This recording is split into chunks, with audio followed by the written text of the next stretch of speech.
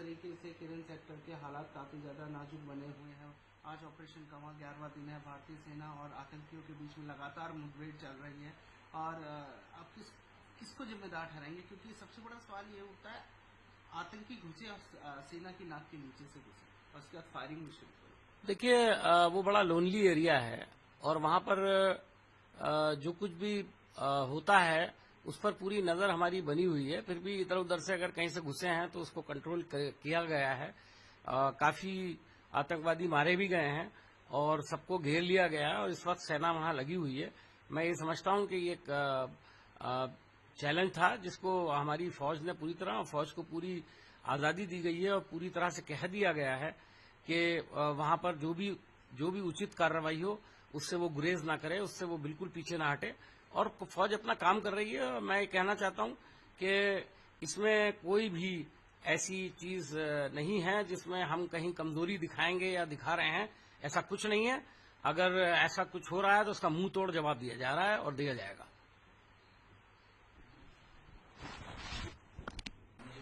हाँ, सर आडवाणी जी ने अपने कहा है कि जो ये ऑर्डिनेंस है उसको अगर उसकी बात करें तो उसके अंतर्गत जिस तरीके से राहुल गांधी को क्रेडिट मिल रहे हैं या फिर मिल रहा है वो सही नहीं है। उल्टा ये प्रेसिडेंट को मिलना चाहिए। मतलब पूर्ण रूप से अगर ये कहे तो जो ऑर्डिनेंस रुका है उसका क्रेडिट राहुल को नहीं जाता है, उसका क्रेडिट प्रेसिडेंट को जाता है। क्या कहेंगे, किस तरीके से देखते हैं और क्या आपकी प्रतिक्रिया है? इसमें हमने तो कहीं क्रेडिट लेने की बात नहीं कही और ना ही कभी राहुल जी इस तरह से सोचते हैं। राहुल गांधी उस तरह के व्यक्ति हैं जो क्रेडिट को नहीं देखते बल्कि किसी चीज की सच्चाई और हकीकत को देखते हैं और उसके तहत उन्होंने काम किया है। आडवाणी जी ने अपने ब्लॉग में क्या कहा है, मैं समझता हूं कि वो अब ब्लॉग लिखने के ही लिए रह गए हैं भारतीय जनता पार्टी में और मुझे लगता है कि आगे उन्हें कुछ ब्लॉग अपने प्राइम मिनिस्टर के कैंडिडेट नरेंद्र मोदी जी पर भी लिखना चाहिए। लेकिन सर इस जो हुआ, चाहे ऑर्डिनेंस की अगर हम बात करते हैं, इसका पॉजिटिव इम्पैक्ट तो पड़ा, लेकिन अब जो ये नई बहस से छिड़ गई है ऑर्डिनेंस को लेकर, क्योंकि राहुल गांधी जी जल्द एक प्रेस कॉन्फ्रेंस में बीच में आते हैं और वो कहते हैं उसके बाद प्रधानमंत्री विदेश यात्रा से वापस आते हैं, कैबिनेट बुलाई जाती है और उसके बाद तुरंत तत्काल प्रभाव से इसमें ऑर्डिनेंस में बदलाव कर दिया जाता है। क्या आपको भी लगता है कि क्या ये जो पूरा प्रकरण हुआ उसकी जिम्मेदारी की अगर हम बात करें तो किस पे जाती है, या पूरी कैबिनेट पे या पूरी सरकार पे या हकीकत में? अब देखिए सारी चीजें सामने हैं, इस पर बहुत ज्यादा अखबारों में भी और टीवी चैनल्स पर भी बहस हो चुकी है। अब इस बात पर मजीद ज्यादा बहस करने की कोई मायने नहीं है। मैं समझता हूं एक सही काम राहुल जी ने कोशिश की करने की और वो काम हो गया और उसमें कोई क्रेडिट लेने की बात नहीं है बल्कि इंसाफ की बात है। उन्होंने महसूस किया कि सियासत को पाक साफ करने के लिए शायद इस मौके पर उनका बोलना जरूरी है और वो बोले, उसका असर हुआ। हमारे लिए ही इतना ही काफी है।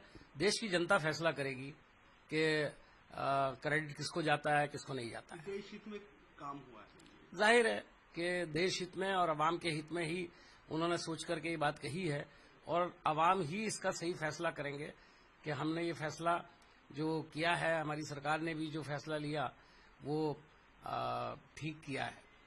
सर कल कैबिनेट ने नोट क्लियर करा तेलंगाना के मामले को लेकर और उसको अप्रूवल दे दिया, लेकिन अभी तेलंगाना को अगर हम बात करते हैं वहां का माहौल काफी ज्यादा गंभीर है। 72 घंटे का बंद है और सीनियर लीडरशिप के जो लीडर्स हैं वो इस्तीफे की पेशकश कर चुके हैं।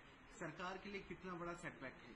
देखिए सरकार के लिए बड़ा चैलेंज है, इसमें कोई दो राय नहीं है और ये 60 साल पुरानी एक डिमांड थी जिसका वादा किया गया था। हमारे सरकार ने उसको पूरा करने का काम किया है। इसमें यकीनन कुछ दिक्कतें हैं, अभी भी हैं, पहले भी आई हैं और मैं समझता हूं आगे भी आएंगी, लेकिन हम इस पर मजबूती से खड़े हुए हैं और कुछ लोगों ने अगर हम पर इसके सिलसिले में अगर एहतजाज किया है या प्रोटेस्ट किया है तो बहुत सारे लोग ऐसे भी हैं जो इसका स्वागत कर रहे हैं और इसको एक ठीक कदम बता रहे हैं। लेकिन सर ये काफी संवेदनशील मुद्दा है, सेंसिटिव मुद्दा है। खुद तेलुगु देशम पार्टी के लोगों ने भी इसको अपोज कर दिया है। और अगर हम पूरे इस प्रकरण की बात करें तो जब ये मामला चल रहा था तो खुद पार्टी ने कहा था कि भाई इसको काफी संवेदनशील मुद्दा, तो उसको तरीके से निपटाया जाएगा। लेकिन अब सरकार के आगे चुनौती ये भी आ गई है कि भाई इन्होंने जिस तरीके से नोट पारित किया, उसके बाद जो सीनियर लीडर्स है वो इस्तीफा देने की बात करें, चाहे वो चिरंजीव की बात करें, चाहे और दूसरे मिनिस्टर्स की बात करें, तो उनको भी अब मनाना पड़ेगा। देखिए, ये सब काम किया जाएगा, पहले भी किया गया था और बीच में भी किया जा रहा था, और पार्टी इसमें पूरी तरह से लगी हुई है और सरकार भी पूरी तरह से लगी हुई है।